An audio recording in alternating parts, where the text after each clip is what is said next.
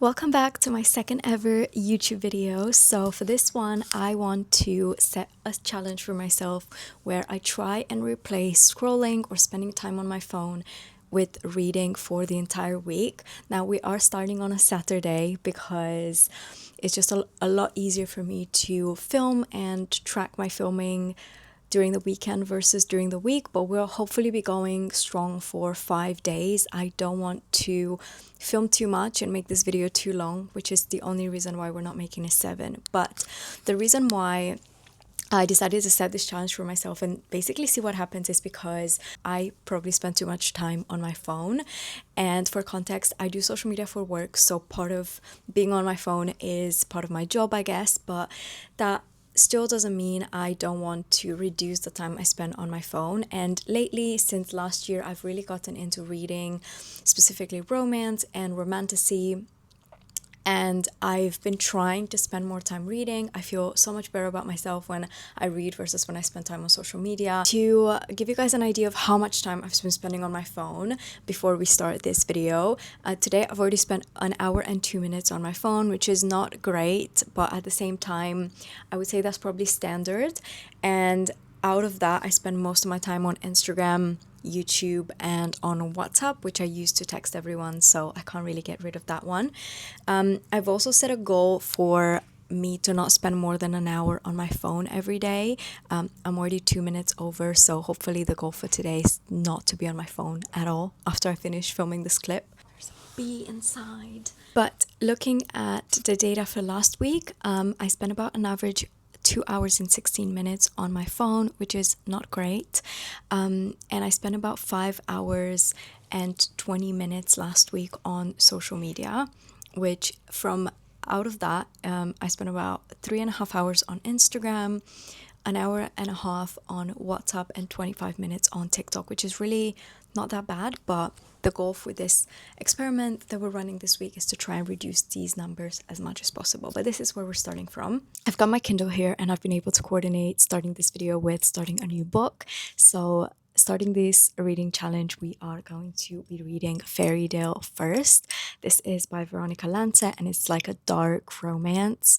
I've been hearing so much about this book and it's been on my TBR for quite some time. The only thing that's been putting me off is how long it is. It's over 700 pages. So I'm going to be starting this today. I'll hopefully update you at about 30% mark and then 60% mark. And then when I finish it. And at the end of this video, I'll give you guys a summary of how I feel overall about trying to replace scrolling with reading and what has changed, how many books we've gone through in this week. And yeah, I think that's everything. Please do subscribe if you enjoy these types of videos because my channel is really new and yeah, I think it lets me know what you guys enjoy seeing. Okay, update time. So I am waiting for my second YouTube video that is gonna come out hopefully before this one to upload so I could do some editing. But while I'm waiting for it, I started reading the prologue of Fairy Tale, and I want to say, please do check the trigger warnings. In the prologue, there is a reference to essay from what I'm understanding. It's sort of implied, but it's not something I was expecting, especially not like on the first few pages. So definitely do read those and make sure it's something you're comfortable reading about.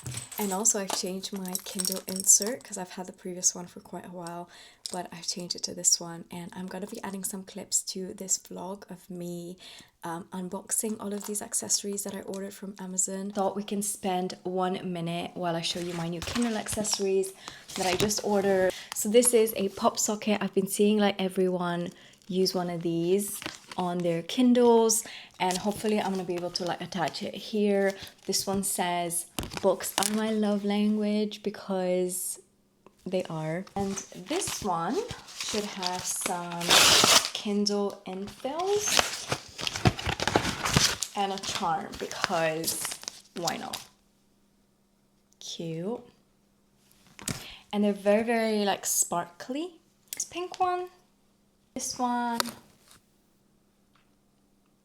and then this final pink one.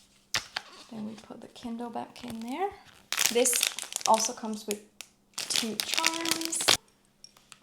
And this is the final product. So I've got the new Kindle insert, this pop socket that comes out, And then the little charm. And I love spending my adult money on silly things. Finishing the day off with an hour and, oh my god, that's really bright. An hour and 14 minutes spent on my phone, which is pretty good. It's about 14 minutes over my goal, but I don't really mind that for the first day of this challenge. And I am currently about 24 pages into Fairytale, and it's actually really good. So far, the premise is that this girl who's an orphan and works as a teacher, one day gets a mysterious letter with £1,000 in it from supposedly her birth father that she's never met, who has passed away, and wants her to come to this mysterious town called Fairytale that she's never been to or heard of before for a will reading. So apparently he's left her some inheritance or money. So far, this is picked up straight away. It's put us straight into the action, and I really look forward to reading it. Happy Sunday! I've been having a truly disconnected Sunday because I've not been on my phone almost at all today, and I am 26% into Fairytale, which is honestly one of the oddest books I've ever read. I have no idea what's going on. There's a lot of like paranormal activity in this book and a lot of like ghost interactions, but there's very little explanation given so far behind all of these weird occurrences. So there's just a lot of weird things happening, and I've just no idea how this book is gonna end or what's gonna happen moving forward. On a better note though, today I only spent about 30 minutes on my phone, which is really good news because I probably haven't had such a disconnected weekend in quite some time. So I've just been here reading all day, and I've gone out for a little coffee because it's very sunny in London right now. So I'll keep reading. Hopefully I can make some more progress on this book today. And then tomorrow we're starting work, so I'll probably be on my phone a lot more, but I'll still try and squeeze in some reading whenever I have a little bit of a break. I'm here to report that I have DNF'd Fairytale, and to everyone online, on Reddit and on YouTube who recommended this book or said it was really good, the best 5-star read of the year, jail time. Jail time, because honestly this book started out so good. The first 30% I was really into it. It was giving the spooky vibes. I didn't really understand what was going on. But then when I got to the 40% mark, I just couldn't keep going. It crossed certain lines that for me it really takes the pleasure and the excitement out of book. It includes multiple scenes of essay, which I don't enjoy personally reading about in books. I didn't think it moved the plot along. I didn't think they were necessary at all, and they were like overly graphic. So that's kind of like what did it for me. But also I think the plot overall was just taking a crazy turn. Also, I thought the book was a bit just too long. There were like a lot of repetitions, and I didn't really like the nickname. These are the stats for today's screen time. I've been able to keep myself away from social media and from using my phone, so I am feeling pretty happy. I think this challenge is turning out really good. Okay, so this week we're starting out with a book called To Cage a Wild Bird. Have I ever done this before? Apparently not. But this is supposed to be a dystopian romance, and I love everything romance personally, and I don't really read as many dystopian romances, but the premise of this is, in this dystopian world you have different districts. So you've got the lower district and the upper district, and in this lower district there's a prison called Enlock, and this society works on a three-strike basis, where if you do something illegal or bad and you get caught, you get a strike, and then when you get 3 strikes you go to this really bad prison. And in this prison what happens is the rich people end up hunting and killing the poor people or the prisoners, and anyone can go to this prison. Is not age defined or gender separated in any way. So our main female character is called Raven, and she is a bounty hunter. So she's a bounty hunter, and her job is basically to hunt people down and bring them to the prison for them to be imprisoned, and she gets money back.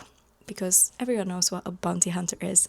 But things take a turn when her brother, who's 18 years old, gets sent to this prison, and she then goes in after him to try and protect him and make sure he doesn't get killed. And that's where the story really takes off. Now, I'm about 10% into this book, so I haven't actually gotten to the part where she goes into the prison. We're just sort of setting things up. And so far, I really like it. The only thing I don't like about it is that book number 2 is coming out in 2027. And I don't know if I like it, I don't know if I'll be able to wait that long. I'm still at my desk. I've been working all morning, and I'm basically going to take a break and have a little snack. I've been obsessed with this cottage cheese. I don't know why. I think I saw it trending on social media and I just couldn't help myself but jump on. So I'm basically going to eat this and do a bit of reading. It's currently 5 p.m. and I just finished working for the day, so I'm going to start reading because I feel really exhausted and really tired. Screen time for today, because even though my goal is to just not be on my phone as much, I feel like today I still was on my phone quite a lot. I spent 2 hours and 25 minutes today on my phone, which is not amazing. I spent about an hour and a half on YouTube, and I basically treat my YouTube like a podcast. I have it playing in the background sometimes whenever I work. So hopefully we'll try and reduce that down. Tuesday, I just made it back from the office. I've showered and I'm here to report that I finished To Cage a Wild Bird. Last night I was about 80% when I went to sleep, and I ended up not being able to stop thinking about this book unless I finished it. So I read on the train to the office and also on the way back from the office, even though the train was so packed and I was literally sat there with my Kindle like this. I'm not wasting any minute not reading. I love the book overall. It was a little bit predictable at times and I did find it funny in places. Now that I finished the book, I was checking how much time I spent today on my phone.